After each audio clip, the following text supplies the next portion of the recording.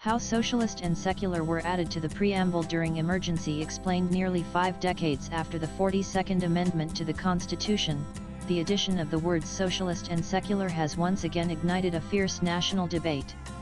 The fresh controversy was triggered by RSS General Secretary Dattatreya Hosabal's remarks, demanding an apology from the Congress for inserting these two terms into the preamble during the 1975 emergency. He further suggested a serious reconsideration of whether these words should remain at all. His comments revived ideological battle lines that stretch back to 1976, when then Prime Minister Indira Gandhi, armed with a two-thirds majority in Parliament and ruling under emergency powers, made sweeping constitutional changes. At the center of that overhaul was the 42nd Amendment, a legislation so far-reaching it has been dubbed the mini-constitution. Among its many changes, the amendment revised the original opening of the preamble. Before the amendment, the preamble read, "We, the people of India, having solemnly resolved to constitute India into a sovereign, democratic republic." After the amendment, it became, "We, the people of India, having solemnly resolved to constitute India into a sovereign, socialist, secular, democratic republic." The timing and method of the amendment have long drawn criticism. The emergency, imposed on June 26, 1975, saw the suspension of civil liberties, the jailing of opposition leaders, and press censorship. Against this backdrop, the 42nd Amendment was passed in 1976, fundamentally reshaping 59 articles and altering 13 schedules of the Constitution. Indira Gandhi was under immense pressure, accused of authoritarianism and disconnected from public sentiment. The inclusion of socialist and secular was widely interpreted as a political maneuver to reposition her government as pro-poor and committed to religious neutrality, an attempt to reframe her image amid growing public dissent. Indira Gandhi had long championed socialist policies, including bank nationalization and the abolition of privy purses for former royals. The inclusion of socialist formalized her political vision. Similarly, the word secular was intended to affirm the equal treatment of all religions by the state, an idea practiced but, until then, not explicitly stated in the Constitution. While India functioned as a secular state in practice, the absence of the term secular in the preamble left room for ambiguity.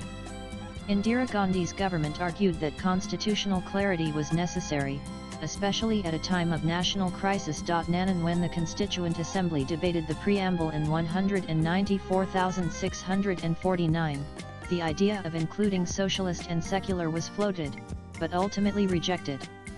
Dr. B.R. Ambedkar and others believed that tying the Constitution to specific ideologies might restrict future governments from adapting to changing societal needs. Instead, they chose to reflect these values through laws and policies rather than embedding them in the preamble. Despite the controversy surrounding their origin, the Supreme Court has repeatedly upheld the validity of the words. In landmark rulings such as the Kesavananda Bharati case 1973 and subsequent judgments, the apex court declared socialist and secular as integral components of the basic structure of the Constitution, meaning they cannot be removed, even by constitutional amendment. The SC emphasized that these values go beyond political expediency, they represent the core ethos of the Indian state. Secularism ensures equal treatment of all religions, while socialism mandates the state to reduce economic inequalities and support the underprivileged. Technically, the preamble is amendable under Article 368 of the Constitution. But legally, it's far more complex.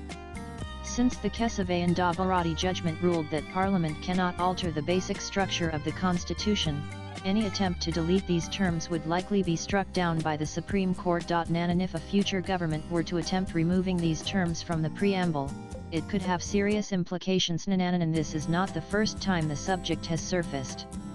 In 2015, when the government released a Republic Day advertisement featuring the original preamble minus socialist and secular, a nationwide political uproar ensued. While no formal move has been made in Parliament to excise the words, several leaders and right-leaning groups have repeatedly voiced support for such a revision. Swipe left for next video. And this isn't just a legal or linguistic debate, it strikes at the very identity of the Indian Republic. The tug-of-war between originalist interpretations of the Constitution and the changes made during a controversial emergency continues to divide public opinion. Latest blogs.